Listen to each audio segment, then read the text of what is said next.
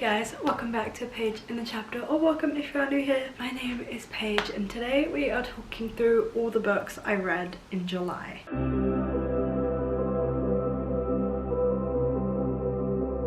So I know that I said that I wasn't going to do like traditional wrap-ups anymore and I was just going to do like highlights to make it a bit more fun for myself because I have just lost some of the fun of filming wrap-ups. But I am going to kind of go back to the traditional format of wrap-ups for July because I took part in the Magical Hopathon Readathon in July. It is a Disney themed readathon put together by Rachel Saris. All of her information will be down below, and it is honestly my favorite readathon to take part in. It just feels so immersive to Disney and I love taking part so much. So I will be talking through kind of all of the prompts that I hit, how many books we read, how many parks we got to, and giving just a more traditional wrap-up of the month of July since it was a readathon. But we will be back to doing just kind of highlights of the month for whatever the August wrap-up kind of looks like. So if you guys like the sound of this video and you would like to see more from me, then do please feel free to hit that big red subscribe button down below.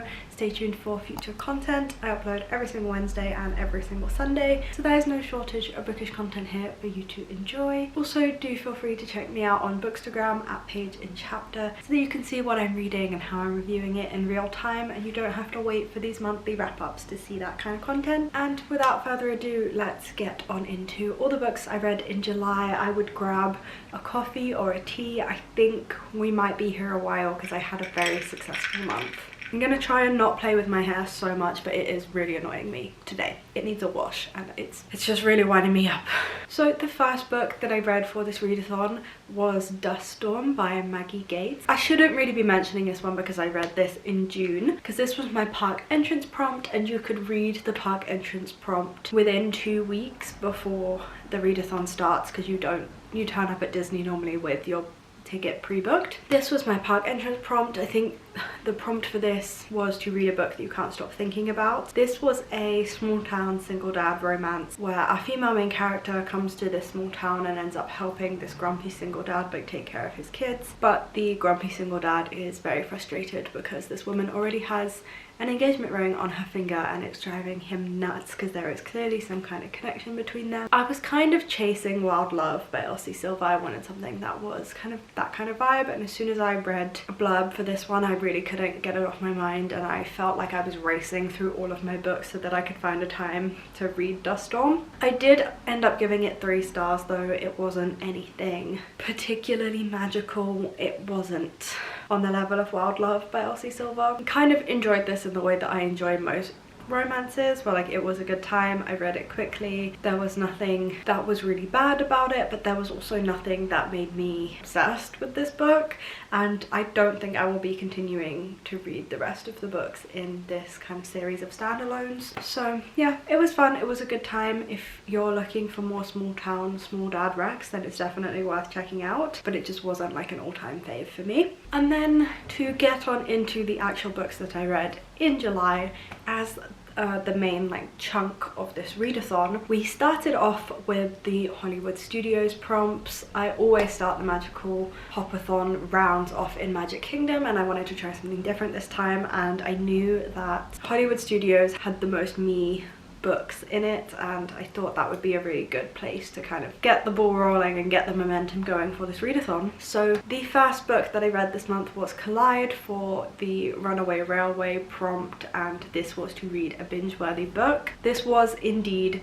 a binge-worthy book. I love how I literally have the book and I'm not holding it up. So I had this in physical form and I read this in one sitting in a matter of a couple of hours. This was so addictive and fun. If you're looking for your next college hockey romance, then this should be it, because this was really fun. I ended up giving this 4 stars because I was able to binge read it so easily, and I absolutely loved the character arc of Summer, our female main character. I really felt like she came into herself throughout this book and that the romance really played a role in that, and I really enjoy reading that in romances. I think when you're able to tie all the elements of a good romance novel into each other so that you wouldn't be able to have one without the other is when I really love it, and I think this one did so well to hit all of its points. Like, it's not a book that is particularly revolutionary. If you've read the Deal by Elle Kennedy or you've read Icebreaker by Hannah Grace, this isn't like gonna shock you. It's not trying to kind of create a new way of doing ice hockey romances or anything like that, but it hits all of its points really well. It incorporates all of its tropes really well. It's a really good example of the tropes that it does, and it was just genuinely really fun to read. The only reason that I knocked a star off is because I felt a little bit unsatisfied with the way like one of the plot points like wrapped up. I didn't think enough time was necessarily spent on it. I didn't feel like we really got to see a solid resolution to it. It felt like it was a very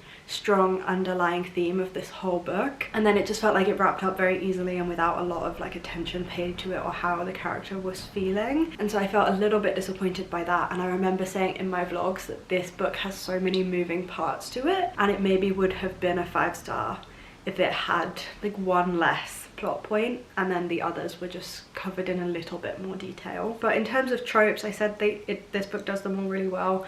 This is kind of enemies to lovers college hockey romance where a female main character is forced to work with the male main character as for a master's application or an internship application or something like that. In that sense, it feels very much like The Deal by Elle Kennedy. This was a great start to me for the readathon.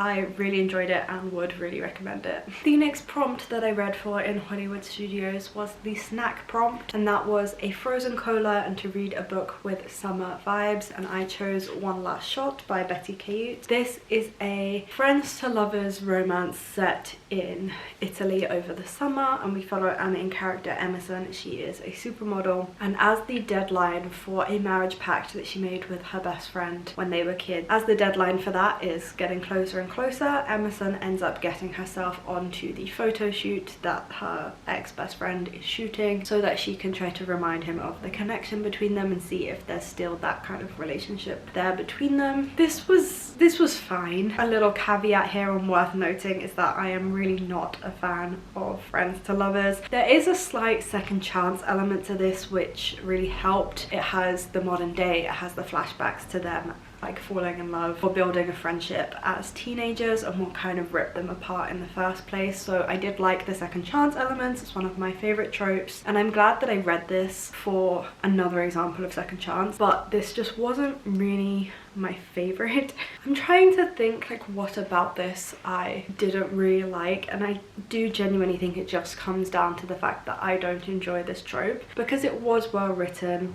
I believe this author is like a book talker or someone who was in the reading community first and got a following that way, and I do think that kind of shows in the writing. It is very well thought out. I can tell that this author has read a lot of romance and really does understand the genre, but I don't know if that kind of made it feel a little stiff. I'm not sure. I just really didn't connect with these characters on any particular level. I can't say I was really rooting for them to get together. Like I just didn't really care that much. I feel like maybe the past should have been aged up just a little bit. We kind of watch past like flashback scenes. We watch these characters grow up from like 14 to 18 and their friendship over those years, and I do understand that the reason it needed to be at 18 is because their marriage pact ends like 18 years after they make it kind of thing, but I think they just maybe needed to be aged up just a little bit because it was really hard to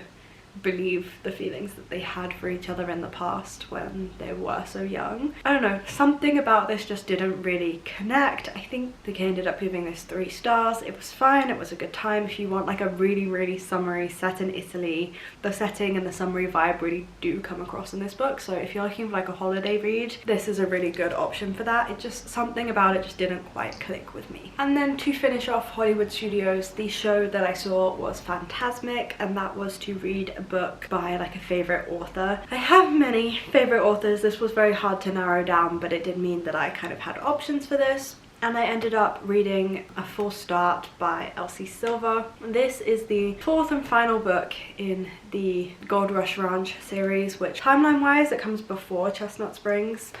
This is the series that has Violet, the Eaton brothers' sister, in it, and Violet Eaton's book, his second book, is actually my favorite in this series, but as a close second it would be the full start because I really enjoyed this. We have Griffin, who I was told would be like one of my favorites of the men in this series, and that is true. And I think it was really fun to see the dynamic between our characters in this one. This is an age gap, brother's best friend, not really second chance, but it's called a full start because they kind of meet and end up like hooking up in a club bathroom, and then nothing comes of it. They realize that they do know each other because the brother slash best friend figure is like tying these two together. They kind of realize the mistake that they've made and things go a little bit sour between them, and we follow them over the course of this book as they are spending more time together and things are happening. That connection that they had initially is starting to come to light, and Griffin is a very troubled character, and Nadia has had so much trouble in her past, and it's kind of about these two trying to find their footing so that they can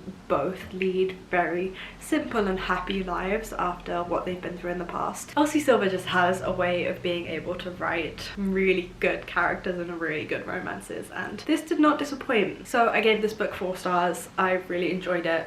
Hollywood Studios ended up being like an amazing week for me. I had so much fun with the books that I read in Hollywood Studios. And then we moved on over to Epcot. So the first prompt that I needed to check off in Epcot was the attraction, and that I chose Living with the Land, which was to read a book under 300 pages. I chose Send Nudes for this because this is a 200-page collection of short stories about girlhood and growing up into a woman, and I really didn't like this one. This was probably one of the biggest letdowns of the whole month. I think I just really wanted something from this book that I was going to relate to, and I didn't really find anything in this book, and I don't know if like the average woman would necessarily find something to relate to in this book.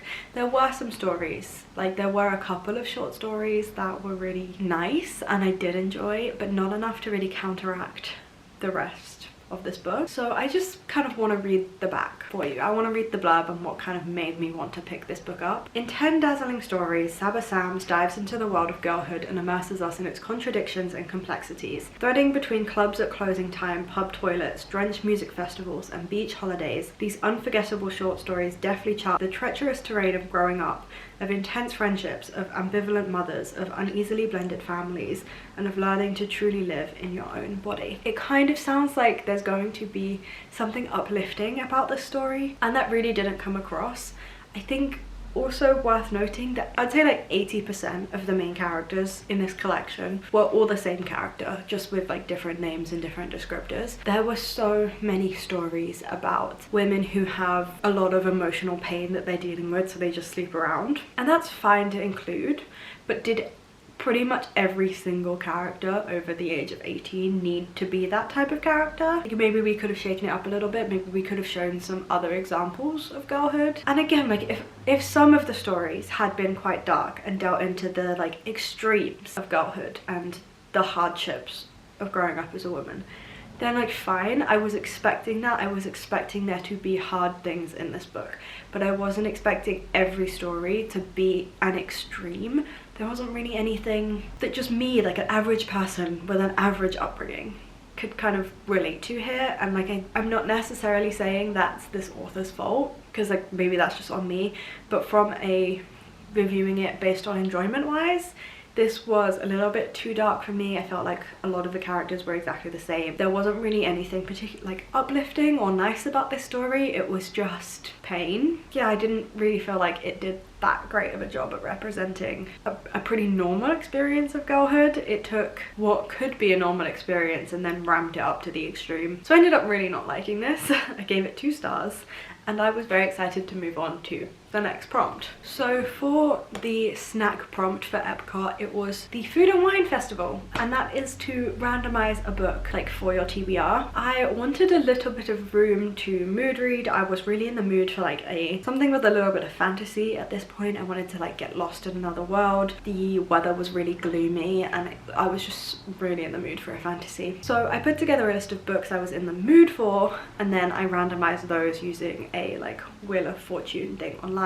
And that book ended up being Feybound by Sarah L. Arifi. I really wanted to like this book. I had previously DNF'd it, but I had read less than 100 pages. It was like a soft DNF that I had kind of put one put down one day and accidentally had never come back to it. I ended up finding my bookmark still in it from where I left off. It's actually a bookmark I'd been looking for months because it was my like nice shiny foiled Fourth Wing bookmark, and I thought I'd lost it in the move, but it turns out that I was reading this book at the time of the move, clearly DNF'd it, and just forgot that the bookmark was in here. So I really wanted to give this another go because I've heard such good things about this book. I know it's like some people's favorites for the year. It is like a fae, like war fantasy, military fantasy. We follow two sisters, Nettle and Yiren. Yiren is a very decorated person in the elvish military, but then she makes a mistake and she ends up being exiled from the elven lands, and so her and her sister end up finding the Fae lands instead, and they are swept up into this world of intrigue. I really enjoyed that the exploration of the Fae lands felt very anthropological in nature. We really got to experience Yiren and Nettle learning about this new culture from the ground up, like new folklore, new laws, new rules, absolutely everything, just from being forced to live with these people. And it felt very ethnographic and I really enjoyed that. But ultimately I didn't enjoy this book overall. It had a lot of elements that I should have liked, but none of them really came together to make a book that I liked. This book tries to do 2 romance subplots, and I think it was just too much because neither of them really worked that well. There was like an enemies to lovers that just felt incredibly insta-lusty. I don't know if the enemies were really enemizing. It just all felt incredibly fast-paced, and I didn't really get that yearning that I was looking for from an enemies to lovers like cross-species situation. And then the other was like an alliance to lovers, or like an enemies to friends to lovers.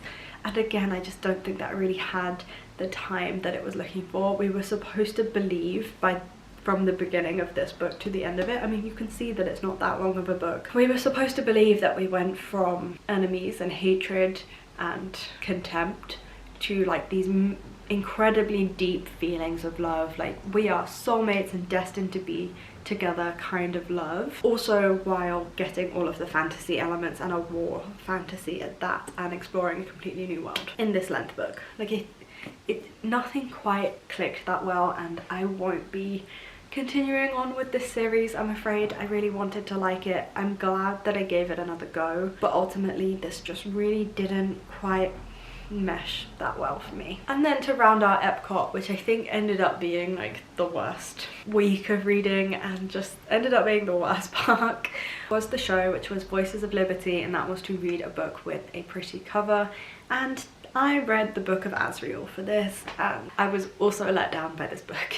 This is a KU romantasy. I've seen some hype around this. I really wanted to find a new romantasy series that I could really enjoy, and this one, like, I have seen a lot about it. It had like skulls and bones and things on the cover, which really drew me to it, and then I ended up giving it 2 stars in the end. So this follows our main character Diana, and she a long time ago essentially made a deal with the devil in order to save her sister's life, and this has involved, like, in order to keep her sister safe, she's now kind of indebted to this devil slash monster creature and is working for him. And we follow her as she is doing the bidding of this guy that she is very scared of, and how that leads her to awakening something she probably shouldn't have awakened.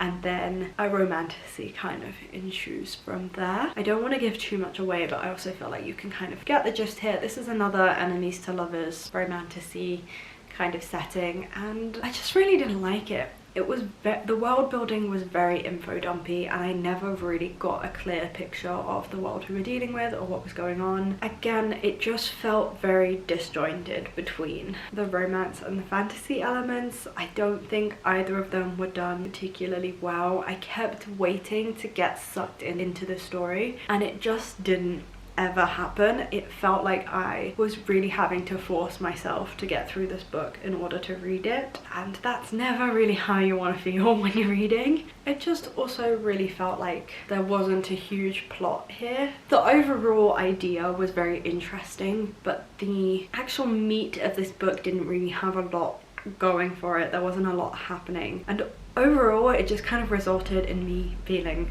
bored. And fantasy, it takes a lot for a fantasy romance or just anything with a romance plotline to make me feel bored, because I am known to overlook a lot of issues if the romance can really suck me in. But it didn't, and I was bored, so I gave the book about 3 or 2 stars. And after this, I was very grateful that our week in Epcot was over and it was time to move on. So then we headed over to Animal Kingdom, and I was excited about this week. So the attraction that I chose for Animal Kingdom was Flight of Passage. This is to read a 5-star prediction, and I read Play Along by Liz Tomford. I have given the past 2 books in this series, The Right Move and Caught Up, like 5 stars. I would give them over 5 stars if I could. This series, the Windy City series by Liz Tomford, is like my favorite book series right now. I am absolutely obsessed with Liz Tomford's writing, and I just don't know what I'm gonna do whilst I wait for the next book. Like, it's actually just the worst feeling. So of course I had to put this on my TBR. This was released in the month of July, and so of course I had to add this to my TBR in some capacity because it's one of my most anticipated releases of the year, and I can happily say that this did not disappoint, and I gave this 5 big old stars. We had the first 5-star of the month, and I'm so happy that it was for a Liz Tomford book. I don't own a physical copy of it yet. I'm still waiting to find a physical copy. I've gone into multiple bookstores looking for it, not been able to find it, so I don't know if the paperback copy is just like not out in the UK yet, but it doesn't really matter. I pre-ordered the ebook edition, so I do own a copy. I would just like a physical copy. So I was so excited by the prospect of this book, because this is a got married in Vegas kind of marriage of convenience romance novel, and I knew that Liz Tomford would put her Liz Tomfordness into this book, and so there would be insane character development and incredibly heartbreaking moments, and that was very much the case here. So this follows Isaiah, and he is the younger brother to Kai Rhodes, who is the love interest in Caught Up, the book before this one.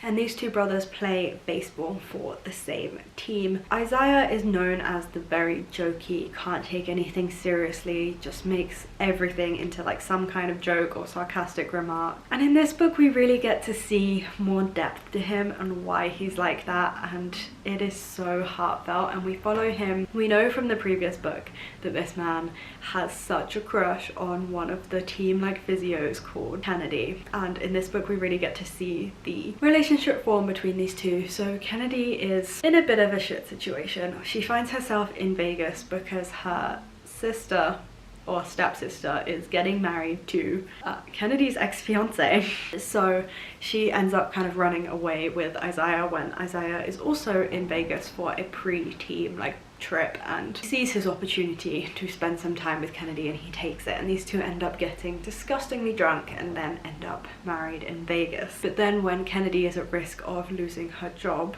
with the team that she works for as a result of this, these 2 decide to stay married and pretend around the team to be a real married couple so that Kennedy isn't at risk of losing her job, because it's then a serious relationship and not like a casual relationship with. This book really delves into like sexism in the workplace, particularly as Kennedy is a woman working in sports. And what I like about this book is that Isaiah is just down bad for Kennedy. I'm all for like a red flag male in a book. Like, it's so fun to read about those kinds of situations because it's not something you would particularly want to live, but it's fun in book form. But nothing can top a green flag man in a book for me, and Isaiah is the greenest of green flags. He is obsessed, he is down bad, he just loves her so much, and it really comes across the page, and it also doesn't come across in like a creepy way. It just reads really well. And there's also no 3rd act breakup. I'm classing this as a trope, so it's not a spoiler, but they're able to get so much plot in from external like parts of the story, and the other moving pieces that Liz Tomford has introduced makes for a much more interesting 3rd act moment than a breakup actually is. And so we actually get to see a couple that communicate well and talk to each other, and it's very fun. I am not the hater of 3rd act breakups and miscommunication tropes that a lot of people seem to be. I think sometimes it makes for a really interesting story and a really fun one, But I do also love when an author can give a 5-star romance that doesn't have a third act breakup and it's still like 5 stars and just really interesting and fun to read. So was so happy that Play Along ended up being 5 stars, and if you are not reading the Windy City series yet, then you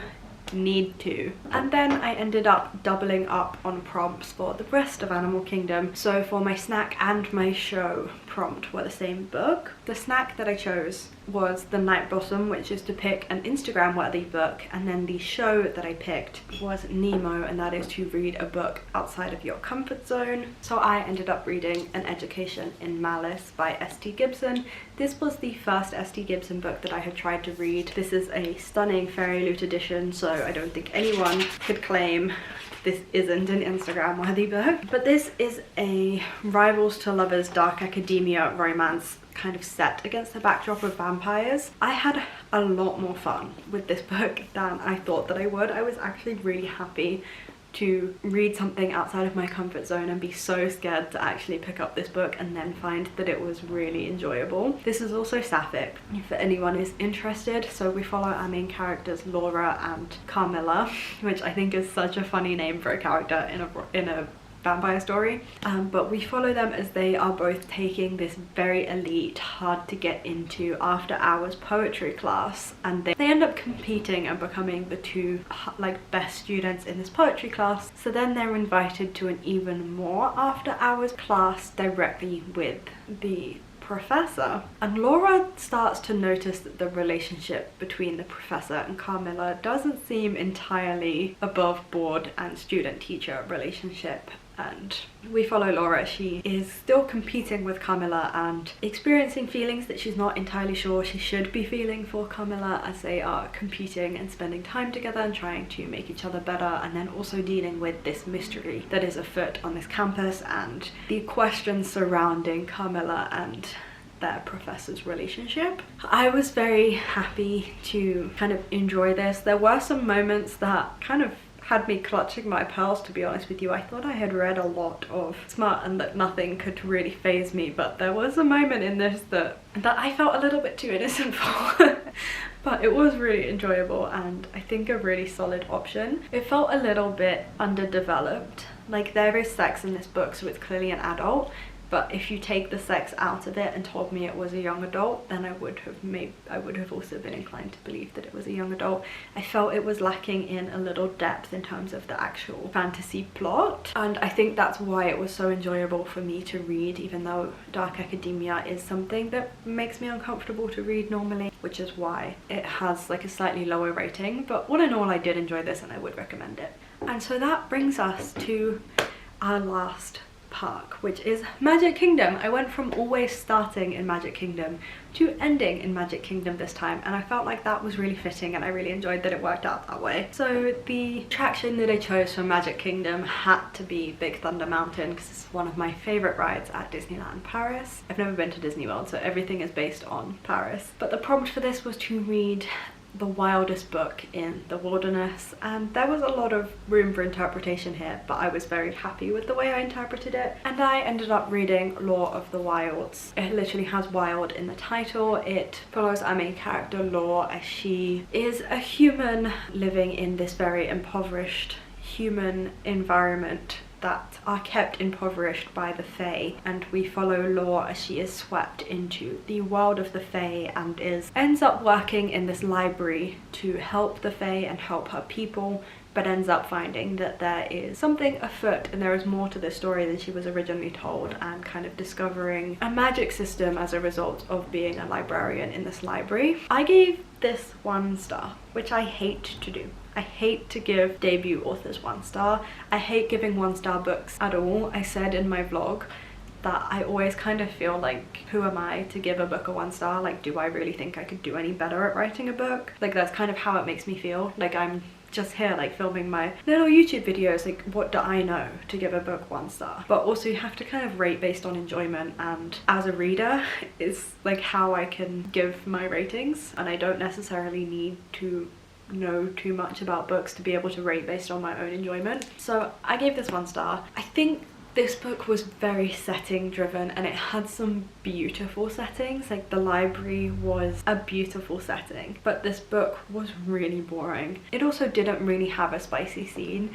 It had one scene that I would say was maybe like 2 chilies, like spice level, and it wasn't like full-blown spice. It was just a little precursor to spice, if you catch my drift, and that was it. And it was well over 150 pages in before we even saw a hint of that spice. Now this could just be the way that I define romantasy, but for me a romantasy novel can't just be a fantasy that has a sex scene in it. I feel like the actual relationship between the characters needs to have some heat in it from the get-go. Like, I'm not saying you get this like instant gratification of like spice immediately, but there needs to be hints of it. You need to feel the heat and the connection between the characters, even if it's in the form of like hatred. There needs to be almost, and like I feel like the relationship needs to be a really big part of the story, and the fact that they want to have spicy scenes with each other also needs to be a big driver of the kind of relationship development between them. And I just think it needs to be a really big part of the plot in order to actually be a romantasy, and in this it wasn't. It very much read like a young adult fantasy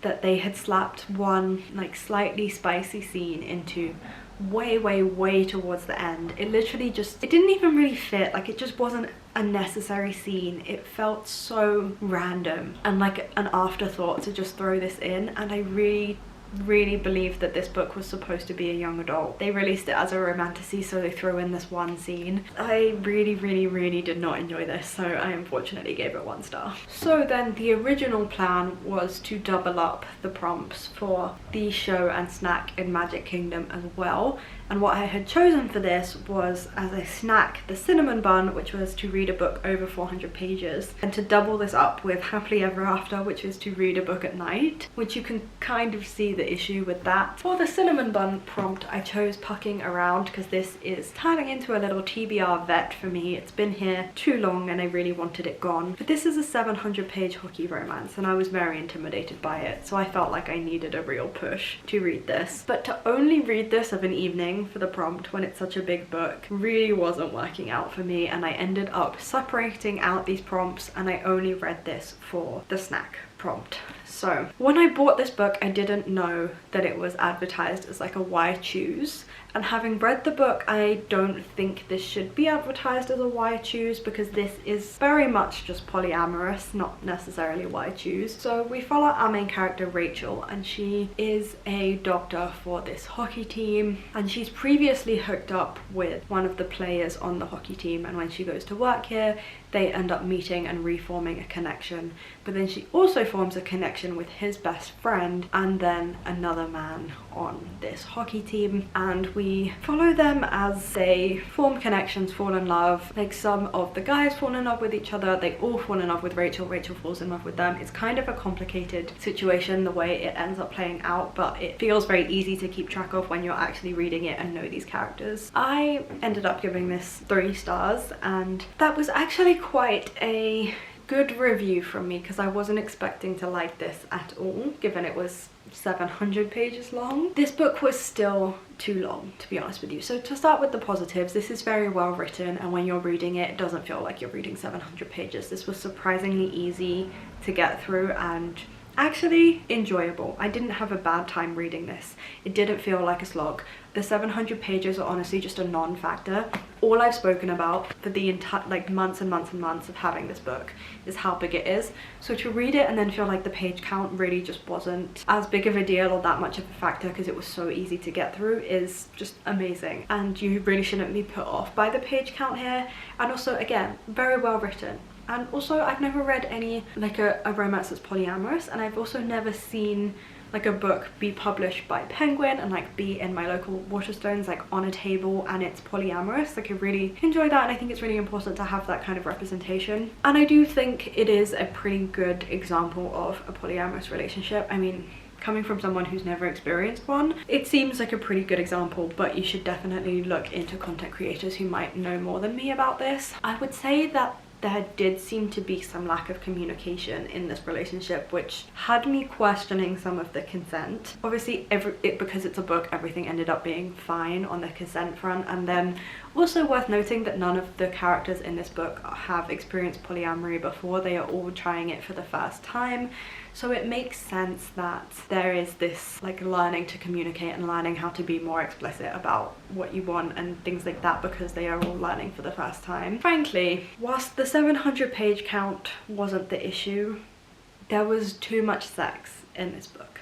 I would have much rather there had been, like, if it had been 700 pages, we had actually used that for real relationship development. Like, these guys live together. Like, show me something about how the day-to-day of their lives look. Show me them going on a date. Like, just show me something other than sex, because it literally reached a point where like maybe 200 pages of the chunk of this book was just sex after sex after sex. Like, it literally did not stop. It was one after the other. It was so constant. And again, I get that the author is trying to use these pages to show how it works in a group setting as well as in a private setting, and some of the romantic development did really come from these sex scenes, but it didn't necessarily need to. Like, we could have had this romantic development coming from a normal scene of them like hanging out, or a date, or, you know, it could have been a group date, could have been a one-on-one date. I just would have really liked to have seen some development that wasn't just sex, and some plot here that wasn't just sex. Like, it was enjoyable, but we didn't need 700 pages of it. It could have either been a shorter book, or I don't even want this to be a shorter book. I just wanted those 700 pages to include some more to the relationship, because they are supposed to reach a point of being in love and having a successful polyamorous relationship with the four of them. We just don't really get to see anything of the relationship. We just see the sex. And I would have really enjoyed if there had been some plot here, or some real development here, or some real showing of how this relationship looks like on just a normal day-to-day. That's the kind of thing I would have preferred the 700 pages to be used for. So I gave this 3 stars. It was enjoyable. It was a good time. I don't not recommend it. I just think it could have done with some switching things up. And so then I kind of had free reign to choose the final book for this readathon, because the happily ever after prompt is to just read a book of an evening, so there wasn't much to go on there, and that was very fun for me. So I ended up picking Twisted by Emily McIntyre. I realized that in previous rounds of the Magical Hopathon I tried to have one book in there that feels kind of Disney-esque, and I had it this time around. And then I remembered that the Never After series are all kind of dark contemporary romance but Disney retellings. So this is an Aladdin retelling, and the Never After series, if you don't know, is a retelling series between like the main characters of these Disney shows, Disney movies, and the villain. So this technically is a romance about Jasmine and Jafar. But worth mentioning that if you didn't necessarily know this was an Aladdin retelling, it reads on its own just fine. Like, as a dark contemporary romance, like, this just works on its own so well. So I gave this 3 stars, and this was actually the most fun that I've had with a book in the Never After series thus far. We follow our main character Yasmin, and she is the daughter of this like diamond tycoon. Like, he owns this like massive diamond empire, and he has overlooked his like second in command, Julian, to take over his company, and so he wants to force Yasmin to get married and then pass the company off to whoever she marries. And we follow Yasmin as she ends up making a deal with Julian to help her in this situation, because she wants to marry a lowborn boy called Aiden, and so she makes a deal with Julian to help this happen, and ends up being tricked into marrying Julian in the process. I love these stories because they are very trashy and silly and fun, and they're exactly like what I need from a romance. Like, just no thoughts, just vibes, just fun. I wouldn't go into these if you're expecting to like know plot holes, or if you want to think about how this is actually happening in a real world, then I probably wouldn't read these, because they're very silly. All of the male main characters in these books are just ruthless killers. It's not even like some other books you read where they like kill because they need to, or it's like touch her and you die, or out of protection, or they feel any kind of guilt over it. Like, the men in these books are just cold-blooded killers, will continue to kill, and the things that they do to the love interests are entirely unforgivable, and there should be no way for a romance to come out of this or for them to become redeemable in any way. But in the context of these books, they just work. So if you don't think too hard about it or try to extrapolate things into the real world, then you're gonna have a good time. Like if you just go into these worlds and accept these worlds as they are, you're gonna have a good time. And so I gave this 3 stars. It was a perfect way to wrap up the Magical Hopathon for me because we ended with a Disney vibe, and I'm really happy that I managed to kind of sneak a way to get this into my TBR. Got a little bit of mood reading done at the end there, and also read one more book for this readathon and managed to complete all 4 parks. So I am very happy with the way this all wrapped up. So I read 11 books in the month of July, and 8 of them were physical, so we're doing okay. But 11 books is a great month. I am so happy that I managed to kind of complete one of each prompt in every park. That was so fun for me to be able to do, and yeah, to have 8 of them be physical reads and 1 of them be over 700 pages, and to get some of these books off of my physical TBR was just amazing. So I'm gonna put these down and then I'll go through some of the stats. So in the month of July, I hauled 8 books and I read 8 physical books. So we are exactly even right now. We are level. We're doing okay. I'm hoping to get that number, like the amount read from my physical TBR, I'm hoping to get that number up a little bit after August. I'm trying to read as much physically as I possibly can, but I do also like to mood read. I like the room to mood read, so I'm not going to be too strict on this because we're still doing pretty okay. In future months, the level that I read physically will overtake the amount that I haul, and so my physical TBR right now is currently sitting at 61 books. It is not that bad, but it could be a lot better, and we are going to keep working on this for the rest of the year and hopefully start next year off with a much lower physical TBR. But I do still plan on getting books every month. Like, I'm not giving up my subscriptions or anything like that, so it's just going to be a case of being more aware of it and making more of an effort to get it down rather than going on a book buying ban and things like that. That is my July wrap up, my Magical Hopathon wrap up. I hope you guys enjoyed seeing the vlogs from the past month as much as I enjoyed filming them, as much as I enjoyed taking part in this readathon. I am very excited to have a more mood readery, chilled out month in August, but July and the Magical Hopathon was so much fun. I'm so glad I took part. If you guys enjoyed this video and you would like to see more from me, then do please feel free to hit that big red subscribe button down below and stay tuned for future content.